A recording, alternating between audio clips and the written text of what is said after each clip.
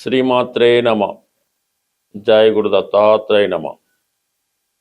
ఈ వీడియోలో మనం మిథున రాశి వారికి మార్చి 1 నుంచి 15వ తారీఖు మధ్యలో జరగబోయే పక్ష ఫలితాలు పరిశీలించినప్పుడు మరి మిథున రాశి అందే వక్ర గమనంలో సంచరిస్తున్నటువంటి గురువు ఈ పక్షం 11వ తారీఖు నుంచి రుజు మార్గంలోకి రావడం జరుగుతుంది. దాని ప్రభావం వల్ల ఏంటంటే ఒక కన్ఫ్యూజ్ మీకు పోతూ ఉంటుంది అన్నమాట. ఈ గురువు మీకు 2 ప్రధాన భావాలకి కారకత్వం వహిస్తూ ఉంటాడు. ఒకటి సప్తమం, 2 దశమం. అందుకనే సాధారణంగా మిథున రాశి లేదా మిథున లగ్నం వారికి వివాహ జీవితం, భార్యతో అనుకూలత, అన్యోన్య దాంపత్యం ఉంటే 100% వాడి యొక్క ఉద్యోగం చాలా అనుకూలంగా ఉంటుంది.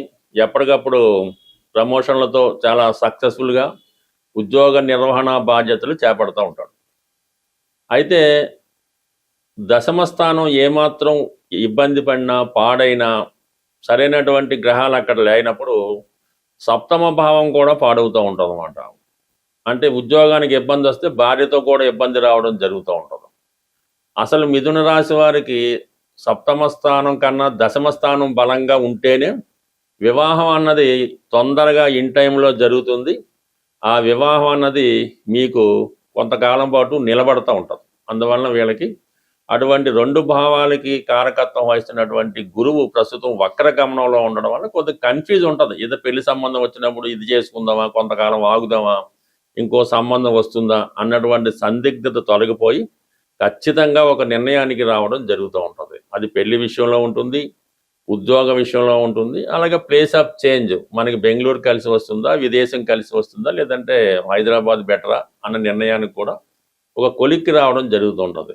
దీన్ని బట్టే మిగతా గ్రహాల గమనం కూడా మీకు దాని ప్రభావం చూపుతూ ఉంటుంది. మరి ప్రస్తుతం ఇదే రోజున మనకి మార్చి 1వ తారీఖున శుక్రగ్రహం ప్రధానంగా మిథున రాశి వారికి శుక్రుడే బలమైన గ్రహం మాట. పంచమ వ్యయాధిపతిగా పంచమ స్థానాన్ని ఎక్కువ బలం వహిస్తుంటాడు కాబట్టి ఈ యొక్క కోణాధిపతిగా ఇప్పుడు దశమ కేంద్రంలోకి ఉచ్చ స్థానంలోకి రావడం జరిగింది. సో దానివల్ల ప్రస్తుతం వృత్తిపరంగా మీలో ఉన్నటువంటి టాలెంట్కి, ప్రతిభకి తగినటువంటి గుర్తింపు ఈ సమయంలో రావడం జరుగుతుంది. అక్కడ ఉన్నటువంటి శని భగవానుడితో కలయడం వల్ల ఏంటంటే మీకు స్త్రీలకి ప్రధానంగా ఉద్యోగ అవకాశాలు పెరుగుతాయి. ఎవరైతే స్త్రీలు కొత్తగా సినిమా పరిశ్రమలోకి కానీ, ఫ్యాషన్ డిజైనింగ్ సంబంధించింది, లేదంటే నగల డిజైనింగ్, ఏదైనా మోడరేట్గా ఉన్నటువంటి వృత్తులు, స్త్రీలకి అలంకరణకి, డ్రెస్ మెటీరియల్కి, అంటే బ్యూటీ పార్లర్లు, టైలరింగు, వాటికి సంబంధించిన వృత్తిలో ఉన్నవాళ్ళు వారు కొత్తగా ఏదన్నా పెద్ద సంస్థలో ఉద్యోగం సంపాదించడం కానీ, లేదంటే స్వతంత్రంగా మీరే ఒక సంస్థని ప్రారంభించడానికి కూడా ఇది అనుకూలమైనటువంటి సమయం. ఎప్పటి నుంచి? మార్చి 1వ తారీఖు నుంచి మార్చి 25 లోపల కంపల్సరిగా మిథున రాశిలో ఉన్నటువంటి స్త్రీలకి నిలకడైనటువంటి ఉద్యోగం, నిలకడైనటువంటి ఆదాయం ఏర్పడడం జరుగుతూ ఉంటుంది. అలాగే ప్రధానంగా ఎవరైతే ఈ మిథున రాశి, మిథున లగ్నంలో సినిమా రంగంలో కానీ, టీవీ మీడియా రంగంలో కానీ ఎక్కువగా ఏంటంటే వీళ్ళు యాంకర్స్గా, రచయితలుగా, మీడియేటర్స్గా, రైటర్స్గా ఎక్కువగా ఈ మిథున రాశి యందు ఉండడం జరుగుతుంటుంది. అటువంటి వారి యొక్క విద్వత్తుకి ఇది కంపల్సరీగా గుర్తింపు రావడం జరుగుతూ ఉంటుంది. అంటే గతంలో మీరు తయారు చేసిన ప్రాజెక్టులు కూడా ఇప్పుడు వాటికి డిమాండ్ పెరిగి మీ చుట్టూ నిర్మాతలు కానీ, మిగతా వారు కానీ తిరుగుతూ ఉంటారు. మీరు కూడా ఎక్కువ, గతంలో కన్నా ఎక్కువ ఆదాయాన్ని పెంచుకునే ప్రయత్నంలో సక్సెస్ అవ్వడం జరుగుతూ ఉంటుంది. ఏదైనా వృత్తి మారడానికి మీకు ఏదైతే ఇష్టంగా ఉందో, దేని కొరకైతే ఎదురు చూస్తున్నారో ఆ వృత్తిలో మారడానికి మిథున రాశి వారికి ఇది కరెక్ట్ టైంగా మనం భావించవచ్చు. ఇక ప్రధానంగా చెప్పాలంటే కుజుడు, అలాగే రవి, తృతీయాధిపతిగా కుజుడు, షష్టాధిపతిగా రవి, ఈ 2 గ్రహాలు కలిసి 9వ స్థాన సంచారం వల్ల జాతకుడికి వృత్తిపరమైనటువంటి ప్రమోషన్ లాంటిది రావడం జరుగుతూ ఉంటుంది. కొన్ని అదనపు బాధ్యతలు రావడం జరుగుతూ ఉంటుంది. మీలో ఉన్నటువంటి కొన్ని బలహీనతలని తగ్గించుకొని ఇంకా వృత్తిలో నైపుణ్యం సాధించే ప్రయత్నం అని చేస్తూ ఉంటారు. అంటే కొంచెం తొందరగా నిర్ణయాలు తీసుకోకుండా చాలా లిబరల్గా, చాలా స్ట్రైట్గా, నెమ్మదిగా ఆలోచించి ప్రశాంతంగా వృత్తి వ్యవహారాలు నిర్వహించడం జరుగుతూ ఉంటుంది. కంపల్సరిగా వృత్తిపరమైనటువంటి బాధ్యతలు, అభివృద్ధి సమయంలో రావడం జరుగుతూ ఉంటుంది. అలాగే అధికారుల నుంచి కూడా కొంత కోఆపరేషను, కొంత ఫేవర్ ఈ సమయంలో మీరు పొందడం జరుగుతూ ఉంటుంది. ప్రధానంగా మరి ఈ రాబోయే 15 రోజులు రాష్ట్రాధిపతిగా ఉన్నటువంటి బుధుడు వక్ర గమనంతో భాగ్యస్థానంలో సంచరించడం వల్ల మీ యొక్క విదేశ ప్రయత్నాలు ఫలిస్తాయి. అదనపు ఆదాయం కొరకు చేసే ప్రయత్నాలు చాలా వరకు సక్సెస్ అవుతాయి. గృహ నిర్మాణం కొరకు కానీ, కొత్తగా గృహం కొనాలనే మీ ఆలోచనకి ఒక కార్యరూపం ఈ వారంలో, ఈ పక్షంలో రావడం జరుగుతూ ఉంటుంది. అంటే మొత్తం మీద ఏంటంటే ఈ పక్షం అంతా కూడా అటు వృత్తి వ్యవహారాల్లోనూ అలాగే పర్సనల్ వ్యవహారాలను చాలా బిజీగా ఉంటారు. ఏదో ఒక పుణ్యక్షేత్రాన్ని ఈ రాబోయే 15 రోజుల్లో సందర్శించి మీరు చెల్లించుకునేటువంటి మొక్కులేవి చెల్లించుకుంటే ఇంకా మేలైన ఫలితాలు పొందడం జరుగుతుంది. గోచార ఫలితాలు పరిశీలించినప్పుడు కానీ వాటిని అనుసరిస్తున్న వారు మనకి ఏ సమయంలో ఏ గ్రహాన్ని ప్రసన్నం చేసుకుంటే మనకి మంచి ఫలితం వస్తుందో నిర్ణయించుకొని ఆ గ్రహం మంచి స్థితిలో ఉన్న సమయంలో ఆ గ్రహానికి సంబంధించినటువంటి దానం కానీ, జపం కానీ, పూజ కానీ చేయడం వల్ల ఆ గ్రహం మనకు అనుకూలిస్తుంది. అంటే ఏదన్నా ఒక గ్రహం నీచ స్థితిలోనో, శత్రుస్థానంలోనో, వేరే బంధన యోగంలో ఉన్నప్పుడు మనం ఆ గ్రహానికి ఎన్ని పరిహారాలు చేసినా పెద్దగా దాని ఫలితం అన్నది మనం పొందలేకపోతూ ఉంటాం.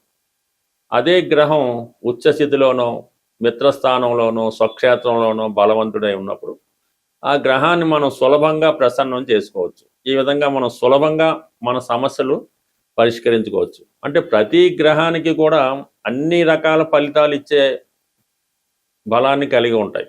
రవి ధనాన్ని ఇస్తాడు, ఆరోగ్యాన్ని ఇస్తాడు. అలాగే ఇప్పుడు ఈ సమయంలో, ఈ పక్షంలో మనకి ఏ గ్రహాన్ని మనం ప్రసన్నం చేసుకోవాలంటే శుక్రగ్రహాన్ని, అంటే శుక్రుడు ఈ 15 రోజులు కూడా ఉచ్చస్థితిలో ఉండడం జరుగుతూ ఉంటుంది. ఆ కారణం వల్ల ఏంటంటే మీరు శుక్రుని యొక్క కారకత్వాలు, శుక్రుడు అన్ని ఇవ్వగలడు, ఆరోగ్యాన్ని ఇవ్వగలడు, మృత సంజీవిని విద్య తెలుసున్నవాడు, అంటే మరణించిన వాళ్ళని కూడా బతికించగలడు. అంటే మరణం అంటే కేవలం ప్రాణం పోవడమే కాకుండా ఏ విధంగా వాడు జీవోత్సవంలో ఉన్నా తిరిగి ఐశ్వర్యాన్ని ఇచ్చో, ప్రాణం పోసో, శక్తినిచ్చో మళ్ళా జీవాన్ని నింపగలనమాట.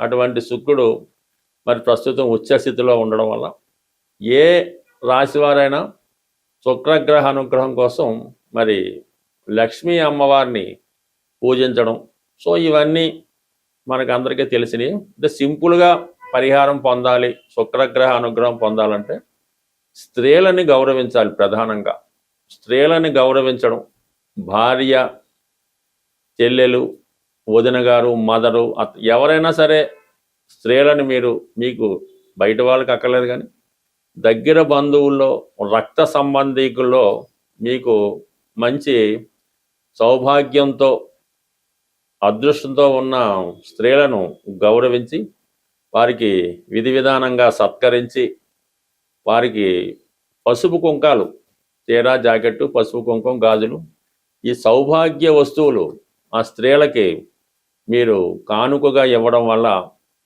మరి అంటే వాళ్ళు అదృష్టంగా స్వీకరించాలి, వాళ్ళు మీ బాగును కూడా కోరుకోవాల్సి ఉంటుంది. అలాగే మనం ఎవరినైతే ఈ బహుమతులు సత్కరిస్తాం వాళ్ళు మీ యొక్క చెడును కోరుకుంటే మళ్ళీ ఇబ్బంది కలుగుతూ ఉంటుంది. ఈ విధంగా ఎవరైతే మీ యొక్క సత్కారాన్ని సంతోషిస్తారో, మిమ్మల్ని బాగుండాలని కోరుకుంటారో అటువంటి వారికి కనీసం 6 లేదంటే కనీసం 2 అయినా సత్కరించడం వల్ల కంప్లీట్గా మీరు శుక్రగ్రహ అనుగ్రహాన్ని సంపూర్ణంగా పొందడం జరుగుతూ ఉంటుంది. కాబట్టి మరి ఈ సమయంలో మీరు అలాగా సత్కరించవచ్చు. లేని పక్షంలో మరి శ్రీ సూక్తం కానీ, కనకదార స్తోత్రం కానీ, లక్ష్మీ స్తోత్రం కానీ పారాయణ చేయొచ్చు. లేదు ఇవన్నీ కుదరదనుకుంటే శుక్రవారం రోజు ఏదైనా అమ్మవారి ఆలయంలో, స్త్రీ దేవత ఆలయంలో ఎరుపు రంగు పుష్పాలు, గులాబీ పువ్వులు కానీ, మందార పువ్వులు కానీ ఒక 6, అలాగే 6 దానిమ్మ పళ్ళు అమ్మవారి ఆలయంలో భక్తులకు సమర్పించడం కానీ మరి అమ్మవారికి సమర్పించడం వల్ల కంప్లీట్గా మీకు ఈ శుక్రగ్రహ అనుగ్రహం వస్తుంది. శుక్రగ్రహం అనుగ్రహం ఉంటేనే మీ యొక్క కాపురం, ధనం, ఐశ్వర్యం అన్నీ అనుకూలించే అవకాశం ఉంది. స్వస్తి.